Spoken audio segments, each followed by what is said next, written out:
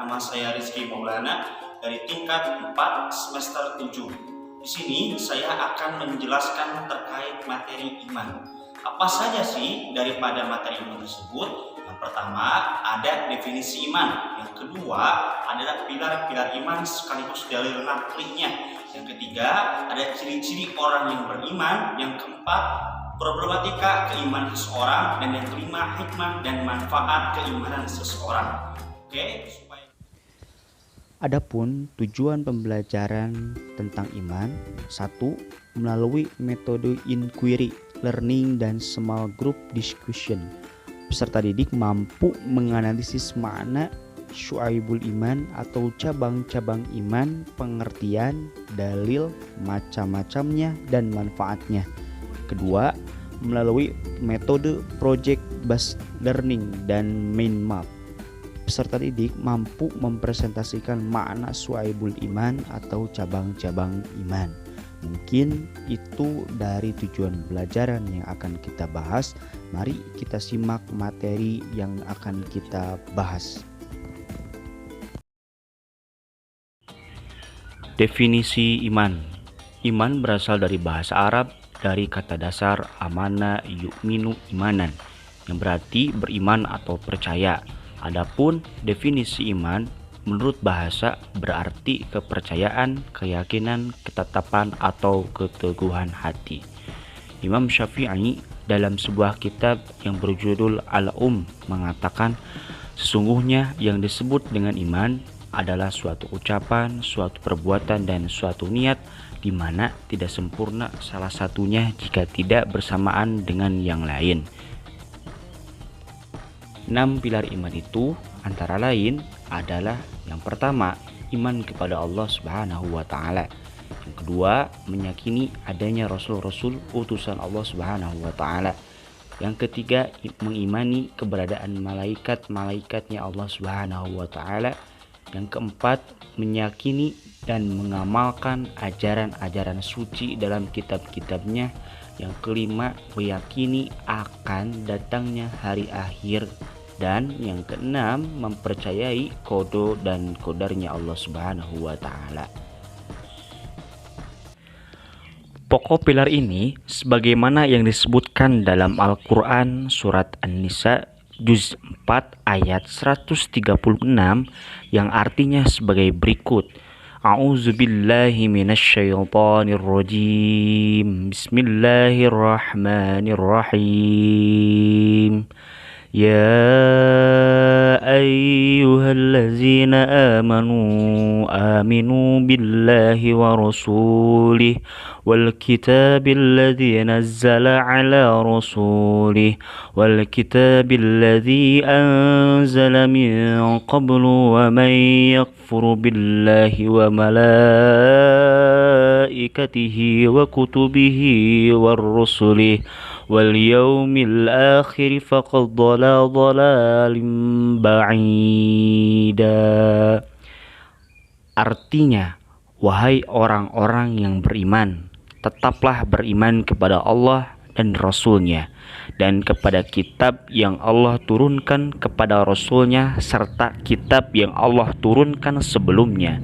Barang siapa yang kafir kepada Allah, malaikat-malaikatnya, kitab-kitabnya, rasul-rasulnya, dan hari kemudian, maka sesungguhnya orang itu telah sesat sejauh-jauhnya.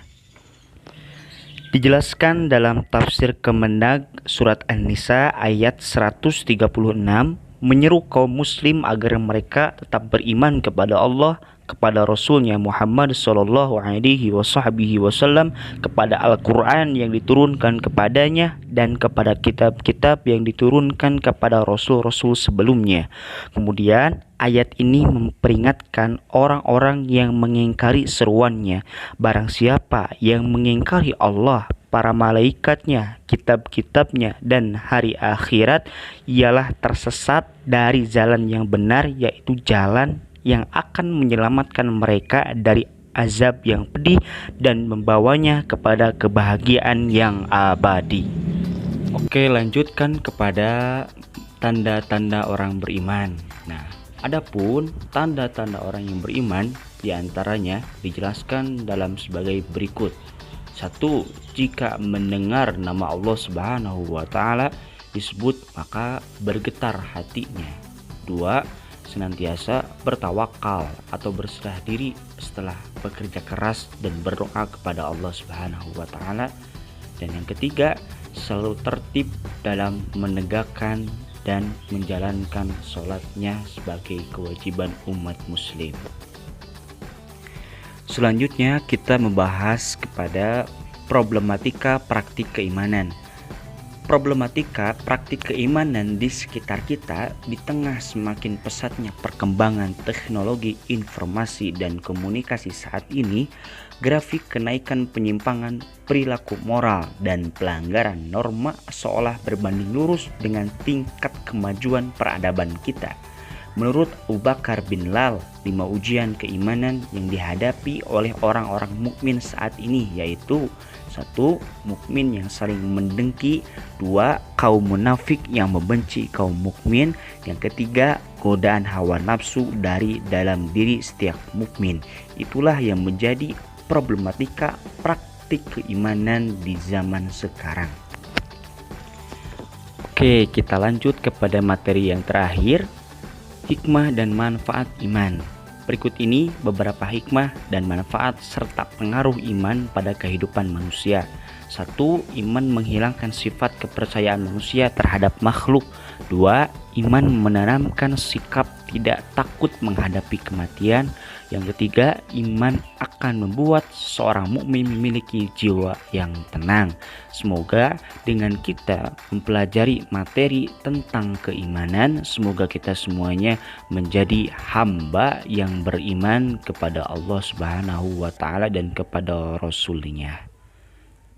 Baik, itu mungkin sekian pemaparan materi yang sudah Bapak jelaskan. Bahkan Bapak simpulkan daripada materi tersebut.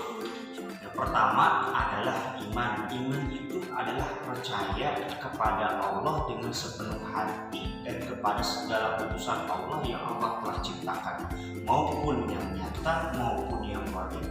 Dan Allah pun mewajibkan kepada kita mendapatkan beriman kepada Allah dengan 6 pilar keimanan. Yang pertama adalah iman kepada Allah, yang kedua iman kepada Rasulullah SAW, kepada para rasul-rasulnya, kepada para malaikatnya, kepada kitab-kitabnya, kepada hari akhir, dan juga iman kepada qada dan qadarnya Allah, kepada takdirnya Allah.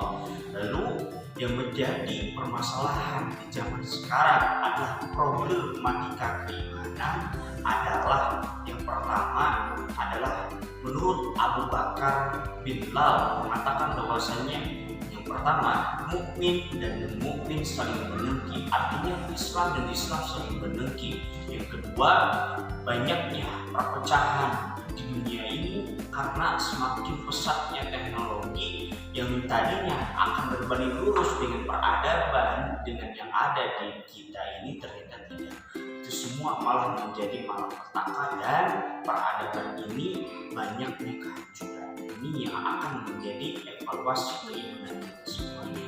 Lalu setelah itu ada hikmah dan manfaatnya.